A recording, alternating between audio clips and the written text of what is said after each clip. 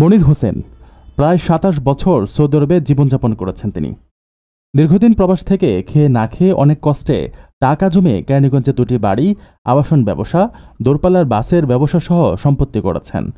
প্রতিবন্ধী সন্তানের চিকিৎসার জন্য ছুটি নিয়ে এসেছিলেন দেশে। ঢাকায় ছেলে চিকিৎসা করাতে এসে হোটেলের খাবার খেয়ে মৃত্যু হয় মনির হোসেনের। শুধু মনির নন, একই খাবার খেয়ে স্ত্রী ও প্রতিবন্ধী ছেলেও মারা গেছেন। একই সঙ্গে ৩ জনের মৃত্যুর ঘটনায় রহস্যের সৃষ্টি হয়েছে। পরিবারের অভিযোগ, হোটেল থেকে আনা খাবারের বিষক্রিয়া ছিল। খাবারে কে বিষ মিশেছে তা এখনও জানা যায়নি। মনিরের সয় সম্পত্তি দখল নিতে কেউ এটা করেছে, যাতে সম্পত্তি দখলে নেওয়া সহজ হয়। তদন্ত সংশ্লিষ্টরা বলছেন, প্রাথমিকভাবে ধারণা করা হচ্ছে বিষক্রিয়ায় তাদের মৃত্যু হয়েছে। তবে খাবারে কে, কখন, কিভাবে এবং কেন বিষ মিশেছে তা খতিয়ে দেখা হচ্ছে। এছাড়া মনিরের রেখে যাওয়া সম্পত্তির উপর কার লোভ ছিল এটিরও তদন্ত চলছে।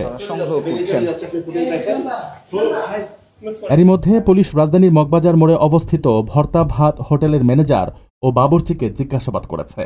এছাড়া এখন পর্যন্ত সন্দেহের তীর মনিরের চাচাতো চাচা রফিককে থানায় এনে জিজ্ঞাসাবাদ করছে পুলিশ। আপনার স্বপ্নগুলো আকাশ ছুবে প্রবাসীর হেলিকপ্টারের মাধ্যমে। বিয়ে, জন্মদিন অথবা যে কোনো বিশেষ প্রয়োজনে হেলিকপ্টার ভাড়া করতে যোগাযোগ করুন স্ক্রিনে দেয়া নাম্বারে। প্রবাসীর হেলিকপ্টার, নিরাপদ ও সাশ্রয়ী বাহনের বিশ্বস্ত নাম।